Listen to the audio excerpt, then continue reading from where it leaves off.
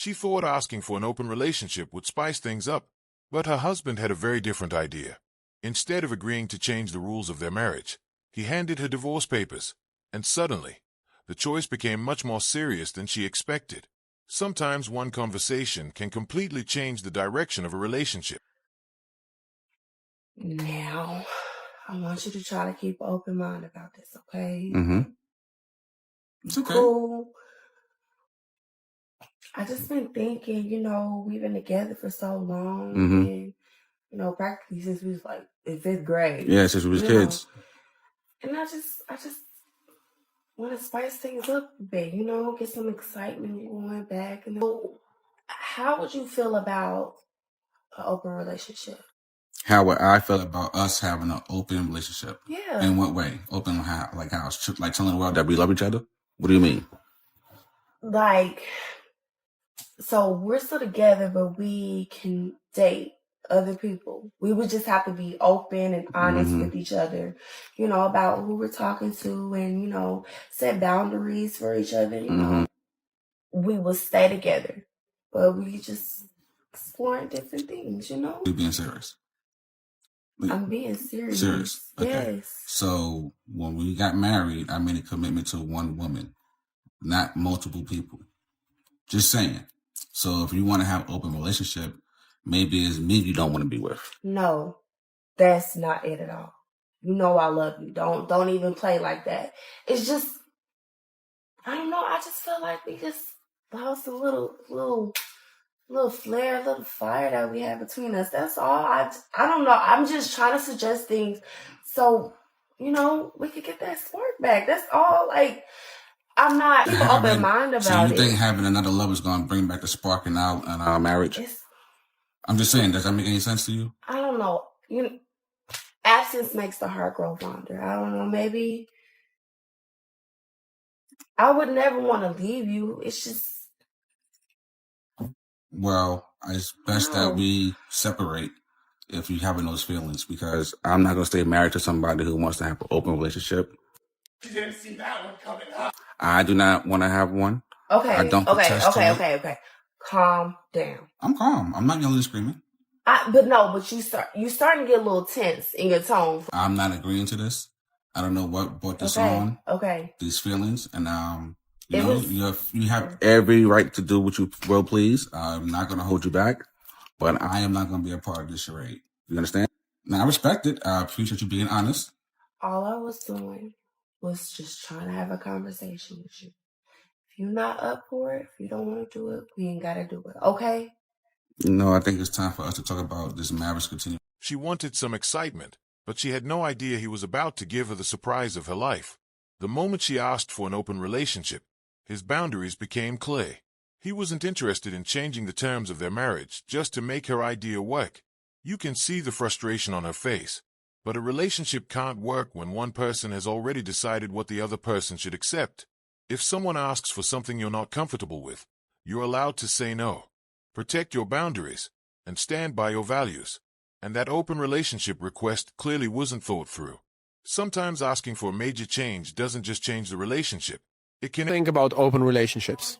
Let's assume I really like them. Yes. I'd find it hard to say yes. In theory, I think there's nothing that says we shouldn't be able to adopt polygamous society, but if you really like someone, it's hard to let go of that, especially when we're brought up in a culture that promotes monogamy. So the bottom line is, I'd like to say yes. I think I'd probably say no. In my honest take, even when some men agree to an open relationship, they may simply be accepting something they are not truly comfortable with. Saying yes doesn't always mean someone genuinely wants it. That's why these conversations need real honesty from both sides. If one person feels pressured to accept something that goes against their values, resentment can eventually build. A healthy relationship should leave both people comfortable with the boundaries they've agreed on. Open relationship, that is not cheating. Okay. Because you have like a consensual agreement to sleep with other people. We had those. Here he goes. We've had a lot of those people on. For me, could never work. I'm way too jealous. How do you get multiple people all on the same page? That's the difficulty. He asks this question all the time. I think that's difficult, but I don't think it's impossible. I don't think it's black or white. I actually don't think it's a prescription one size fits all. I think that not everyone is like you and not everyone is like me and not everyone is like Eileen. I think everyone is different. People are problem. And everyone has complexity. That is true that there's the more people that you bring in, there's going to be more issues. It's hard enough to be in a relationship with one person, but then you add another person, maybe it works, and you add another person. So you have multiple dynamics that you got to manage for a long period of time. Yeah. And so figuring out what works for you and then doing that. It's like once a month I can go. No. But could that work for someone? Yeah, because I feel like there's a little less baggage. It's not an emotional relationships. I think it's kind of nuts. Really? Why? Well, like if you want like to see other people, just see other people without being in a relationship. Just be in the talking situationship stage. Tell them that's what it is. Don't assume they just know. That's messed up a bit. If you just assume like, oh, they know, like we're just talking. The other person probably thinks you're actually dating. That's messed up. Communicate it that that's what you want, and then I think once you open that door, the relationship may never feel the same again. If one person wants a relationship with multiple partners while the other wants exclusivity, that's a fundamental difference in what they expect from the marriage. Neither person should feel forced into an arrangement they don't believe in. If you want different things, it's better to be honest about it before resentment takes over. The video said you don't have to sleep with your husband. And she said that in the context of denying your husband intimacy, forcing him to cheat or seek intimacy elsewhere, and then divorce him and take all of his money. I'm going to say something to men right now. I just broke up with a woman. We had a breakup because one of the reasons was she didn't want to sign a prenuptial agreement. I've worked too hard in my life to achieve what I've achieved for you to come and split it 50-50 with me, and for you to withhold intimacy with me in a monogamous relationship and then think that you're going to split half. No, put all your stuff, men, in your mom's name, put it in a living trust, make them sign a prenuptial agreement, make it ironclad. When you get married, own nothing. You guys want to buy a house? She's got to put into that house, buy it together. She wants a new car? She's got to put into it, buy it together. This whole provision situation is done. It's really done. And the reason why it's done is because you have women like Shira 7 organizing a crime, a conspiracy to commit fraud and back intercourse. That's fraud. You married them under the pretext that we were going to be intimate. And now you don't want to be intimate so that you can steal money. Put stuff in your mom's name, get a living trust, do whatever you got to do, but make them sign that. If she refuses to sign a prenup, that can raise questions about how both partners view financial risk and trust. A prenup isn't automatically proof that someone doesn't trust you. It can simply be a way for both people to clearly agree on financial expectations before marriage. But if one partner refuses to discuss reasonable protections altogether, it's fair to ask why.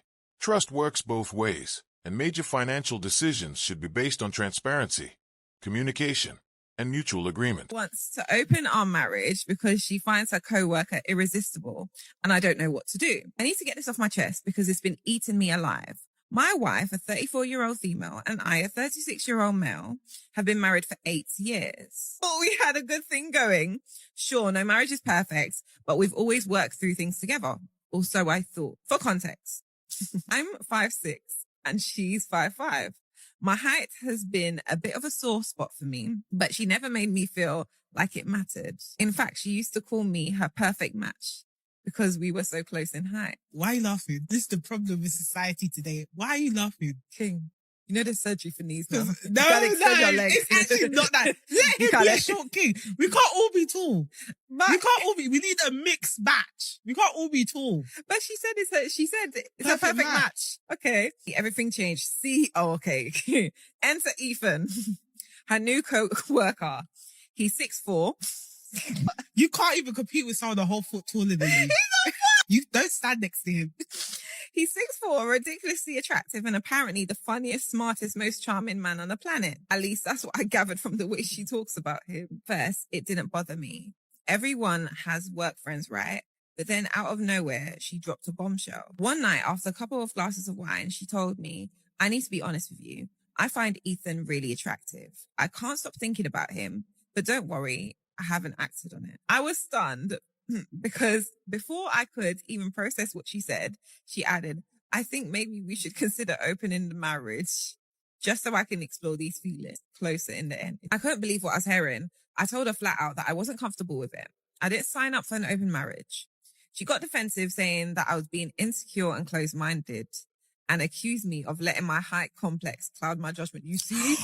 She claimed that opening a marriage would allow her to explore her authentic self and that I should support her growth. Now things are incredibly awkward between us. She stopped mentioning Ethan. It's unbearable. I feel betrayed. Honest to compete with this guy. Poor baby. The fact that she even wants this makes me feel like I'm not enough for her anymore. I've been losing sleep over this and I can't stop replaying this conversation in my head. Am I being unreasonable or is this just as crazy as it feels? I don't see what's funny about someone being short, and credit to the other woman for calling her out. She might later say she was drunk, but being intoxicated doesn't automatically erase the impact of what someone says or does. If she genuinely embarrassed him over something he can't control, then he deserves someone who respects him instead of making him the punchline. Hopefully, he finds a partner who values his character and treats him with the respect he deserves. Open relationship? I don't. No, he won't, and I won't. No, I wouldn't do that. I don't like to share my partner. I don't know anyone with open relationship. Would talk about it. In Berlin, it's kind of hard to find someone who doesn't want to. And very attracted about the idea of my husband being with another woman. It's also kind of the idea of another woman finds my husband attractive and wants to be with my husband. And that is a really big compliment to me because I just kind of look at it as though, like, hey, someone else wants to be with my husband and I am lucky to be with him all the time. And there's also a power dynamic where you get to give him permission. Oh. Like almost as you're, not as much as your control over him, as much as you're in control of the other woman's desire. Oh, didn't even think about that. Because it sounds like your husband in this exchange is the variable. He's the pawn in the chess game. What do you guys think about open relationships?